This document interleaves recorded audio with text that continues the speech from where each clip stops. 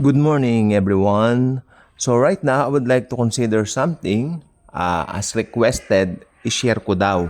Tandaan nyo, sa Daily Good Vibes, no? Dito po, hindi ko mo binablog ko, ipinaniniwalaan ko po lahat.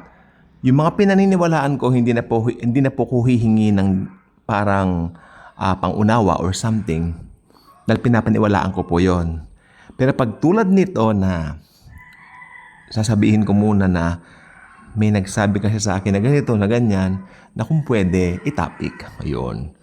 It doesn't mean na pinaniniwalaan ko. Ano po? Pero for the sake of the arguments, dahil marami ring naniniwala dito, then I'm gonna share it with you. Okay? Bali, pinapauna ko na po sa inyo. Ito yung pinaka-disclaimer ko po sa inyo. Ano po na it doesn't follow that I'm saying this, pinaniniwalaan ko na. Okay? Pero for the sake of argument, for the sake of a friend that asked me to make a video or a vlog, whatever you call that, no? Gagawin ko po. Kung alam po ninyo, yung katotohanan na si Jesus ay namatay 33 years old. Then after 2,000 years, anong year po ba ito? Ito po ay magiging year 2033. Okay. Bakit po meron pong significance yan? Dahil maraming naniniwala, no? Maraming nagko-consider na yung kamatayan ni Christ, yun na po yung tinatawag na parang pinaka-opening para matupad yung mga bagay-bagay. Kaya lang po ni-reject nga po siya, hindi po ba? Yung kamatayan niya ini-reject, kaya nahinto po yung orasan. O ngayon, dito po papasok itong 2033. Okay. Tandaan po ninyo, pag may mga propesiyang ganito, hindi po hinuhulaan ng rapture. Ang hinuhulaan po talaga yung pangalawang pagparito ng Panginoon, yung second coming ni Jesus. So, ito na po, hold your breath. Marami ang naniniwala na 2033 will be the second coming, including that friend of ours na nag-share sa akin ito. Matagal na po ito. Ako ay medyo ilang ulit ko na rin na-encounter ito. Pero hindi ko lang po alam kung ano i-vlog ko dito. Hindi ko po sure. Parang hindi. Ngayon lang. Kasi simple lang po ito. Mauunawaan nyo agad ito no? 2033 daw yung kanyang second coming dahil nakita raw po natin yung escalation ng 2026. Ako check po ako doon. Hindi ko naman po kinakaila. Ever since pumasok si 2026, I've seen and observed a lot of changes na hindi pa nag-occur sa mundo noon.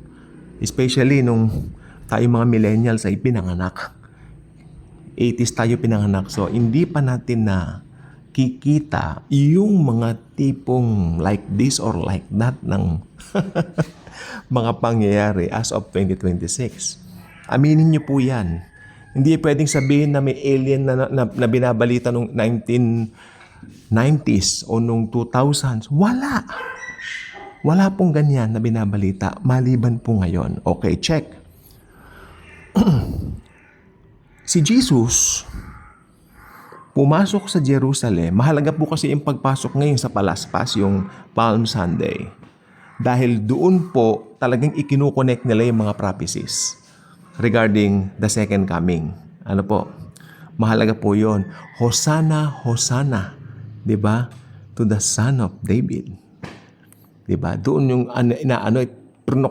doon lalong isinisigaw yung pagka-Mesaya ng Panginoon.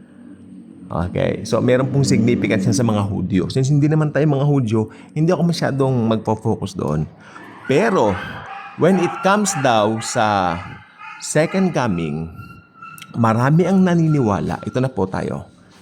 Nung si Jesus pumasok sa Jerusalem, hanggang doon sa krus ng Kalbaryo, binigay niya ang buhay niya, namatay siya. Ano po? Kusa niyang binigay, siyempre. Marami pong pwede raw na tignan o i-consider mula doon 2,000 years after ng mga pangyayaring yon. At yun na yung second coming. Okay, i-consider natin. 33 years old si Jesus plus 2,000. Ano po yun? E di magiging 2033. Ano po? Ano po? Tama po. 2033. So, again, tama naman po yung sinabi niya kahapon. Yan po ay second coming ha. Hindi ko po sinasabing rapture yan. Dahil tulad ko, ang paniwala rin naman nila ay hindi sila naniniwala na may mga senyales ang rapture. Which is true. Dahil kung nag-aral ka talaga ng rightly dividing the scripture, wala talagang senyales ang rapture. At lalong hindi ka pwedeng mag-connect ng mga pista ng mga Hudyo dito po sa rapture. Yan po ay mariing turo na sa amin noon pa doon sa mga pinanggalingan kong church. Kasi alam niyo naman ako, wala akong kinabibilangan church ngayon dahil alam niyo na, may mga prisons ako. No? Pero yung mga ibang napuntahan ko naman churches, talagang nagtuturo na you cannot connect any Jewish festivities sa rapture dahil ang rapture ay nireveal lang kay Paul. Yan, para sa mga Kristiyano, para sa mga believers ni Jesus. Palakpakan natin si Jesus. So, second coming talaga yung pinakapunderya. Kung magbabato ka ng mga prophecy, ibabato mo ito sa second coming, hindi mo ibabato sa rapture. Okay, tingnan po natin to. So, 2033 will be, according to them, pwede nang magbalik ang Panginoong Jesus sa kanyang second coming. Pero sandali lang po. Kung magbabalik siya sa kanyang second coming, 2033, sandali lang po. Di po ba mauuna ang rapture ng 7 years? Before that? So, bilangin natin. 2033 minus 7 equals 2026. Ngayon po ay July, mag-July pa lang po tayo. Sabi niya nga. Sabi ko naman, pwede, pero anytime naman, hindi dahil sa calculation mo, o calculation na nyo naman, magra-rapture dahil gusto na ng Panginoon. Kung sakaling mag-rapture ngayon 2026, ito ay hindi dahil doon sa sinabi ninyo, kundi dahil ito yung kalooban ni Jesus na matagal na ng plano na bumalik. It's not about dahil sinabi nyo. Yun ang sabi ko naman, para safe tayo. Kasi baka mapagkamalan tayong date setters. Hindi po ako naging date setters. Pero marami akong kinonsider dati, pero tinigil ko na rin po kasi hindi naman po nangyari. Napapahiya lang po tayo. Di po ba? Pero hindi naman ako yung tipong open na, uy, date setter ako. Hindi. Parang may mga kinonsider lang ako. Baka ito pwede na, baka ito pwede na, ganun. Hindi. Ang ending, nahiya ako sa sarili ko. Di ba? Hindi nangyari. At nalulungkot ako. Siyempre, Lord, hindi ka naman dumating. May mga paganyan-ganyan na tayo. O, lumalabas, parang nahiya rin ako sa sarili ko ulit kasi parang pinangungunahan ko ang Lord Jesus. Hindi pwede yon. Hindi po pwede yun, ano po. And may we have the right motive. Again, ulitin ko kasi yung rapture, ito po ay escape. Sa ayaw at sa gusto ng ninyo, pangit man sa pandinig, parang tumatakas ka sa problema, pero alam nyo, totoo po yun. This is the great escape of a believer. Pero sa Diyos, sa parte ng Panginoong Hesus, ito ay great love. Sa atin mga, ulitin ko, sa ating mga believers na nandito pa, this will be our great escape. But in the heart of Jesus, this is His great love towards His church, towards His believers. It's about the love of Jesus pa rin, no? Kaya sa ayaw at sa gusto mo, paniwalaan mo man o hindi, maski ikaw ay mid-trib o post-trib, maniwala ka, mararapture ka pa rin sa pre-trib. Basta naglaga ka ng tiwala sa tinapos na gawa ni Jesus sa krus. Ano po? Ganun po kabuti ang Panginoon. Ay! Ang paniwala niyan, mid-trib. Ay, post-trib yan. Hindi ko nga ira-rapture yan. Ganun ba si Jesus? Maaring ikaw ganun ang utak mo, pero si Jesus Christ hindi. Nagtiwala sa akin yan. Ano man ang kanyang paniwala sa mga minor doctrines, ira-rapture ko siya. Ganyan si Jesus. Ano po?